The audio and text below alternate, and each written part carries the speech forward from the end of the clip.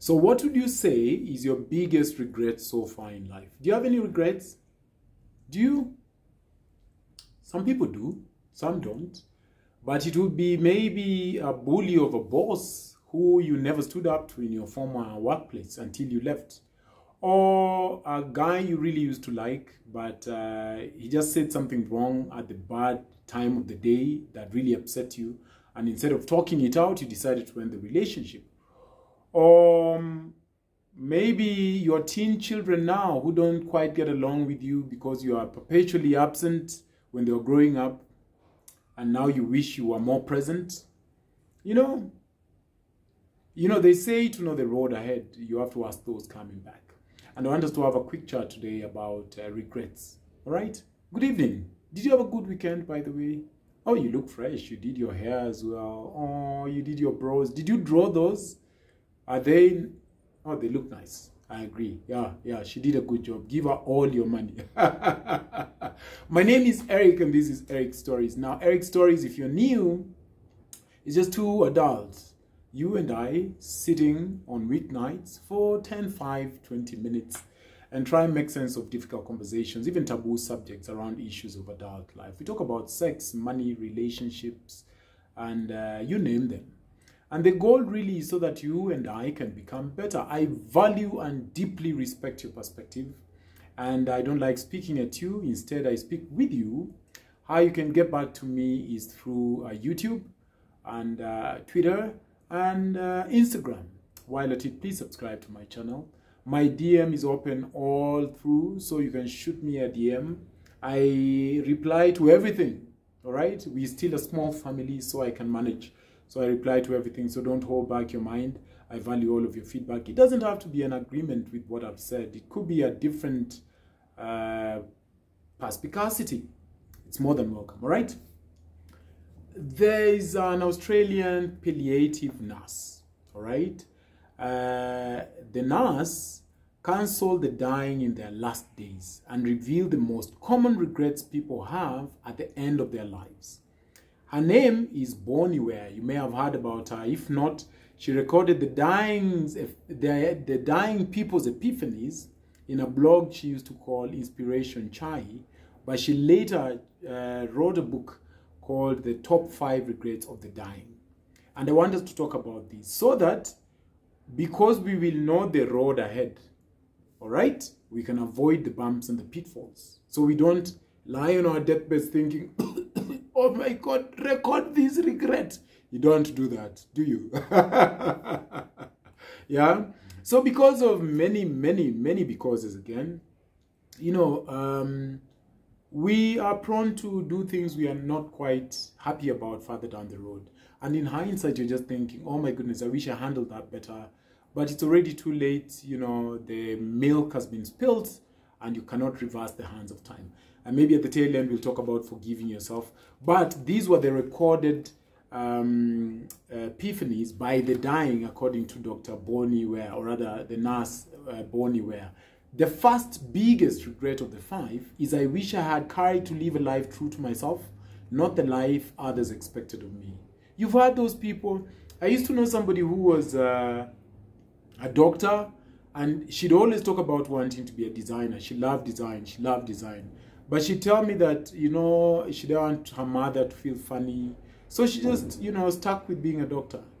And when I later, a couple of years down the road, I read about this, I was just thinking about her, and I was thinking, oh my goodness, can you imagine being 80 and you feel like there's a whole design in you that you never ever touched?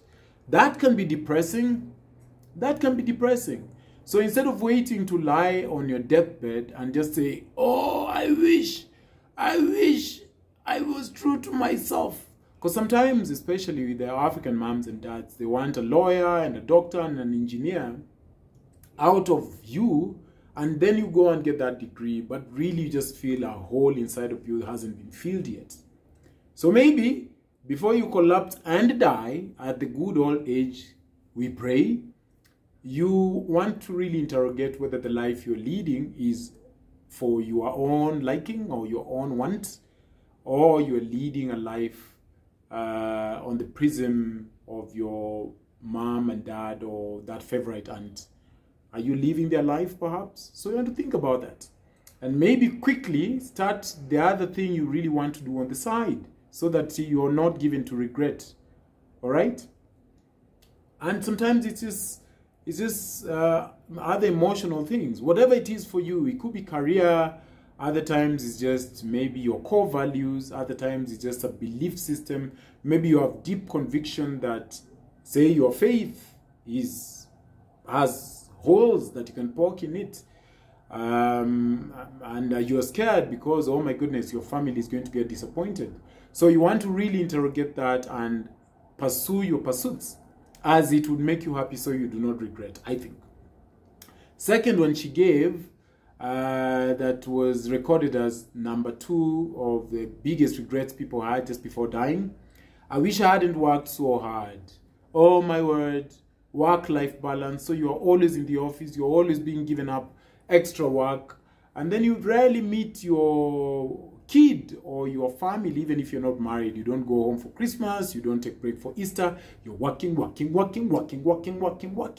At some point, you know, you start realizing that if something happened to you. I used to work with some guy who was hit by he used to have a motorbike, and then he used to like these stunts, so he was hit by some rogue matatu and he passed on, unfortunately.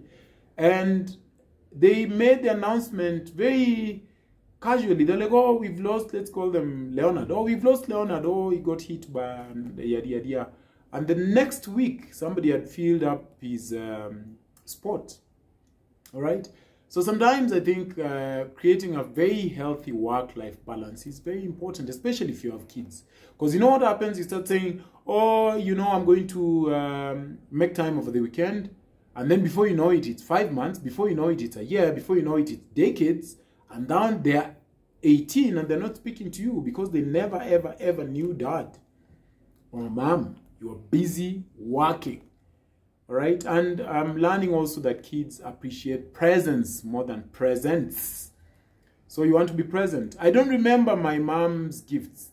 She bought me a bunch of things. But I can tell you, every little place we went with her. One time she came and said, Eric, change na kupeleka tau kule chipo. Woo! And I was there, you know, we ate chips and sausages.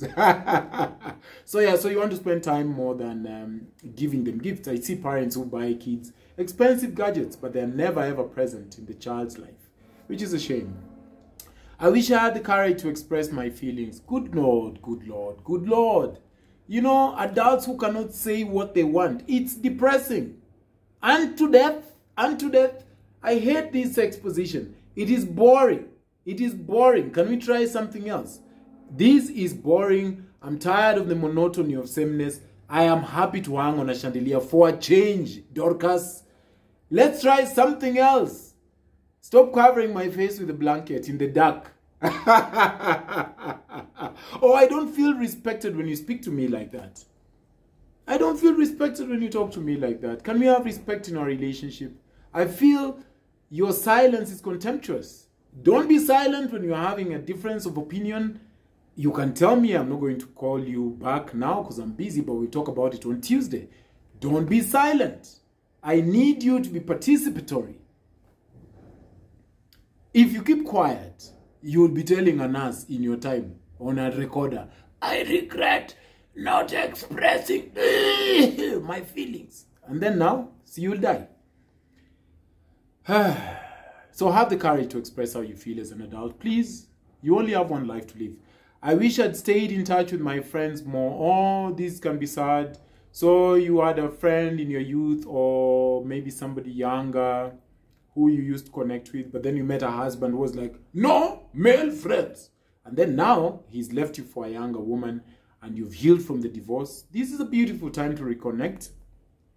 Tell your friend, sorry, I married somebody weird and then now I'm back together. Let's reconnect. I'm back to my zen. All right? Or maybe even, God forbid, he's died. So you can just use that opportunity to say, oh, wow, so I'm going to reconnect with the friends that I really love and miss who used to make me laugh. You know, friends are the family you choose. You know, think about it. Sometimes I have a belly bursting laugh with my friends. You know, and that's a beautiful thing. So if you have people you miss so dearly like that, so reach out to them. Say, you know what, Jennifer, let's hook up. Let's have our ice cream. I know we are 3 kids in, but let's meet up. Okay? So that you don't say, I wish I'd stayed in touch with my friends. Okay? Reconnect with those friends. Life is short and the list is long. Finally, I wish that I had let myself be happier. Oh my goodness. Have you ever met these people who look like they're baptized in lime juice? They are so serious and buttoned up on them. They can't even crack a smile. Yeah? So you know what you can do right now after this video ends?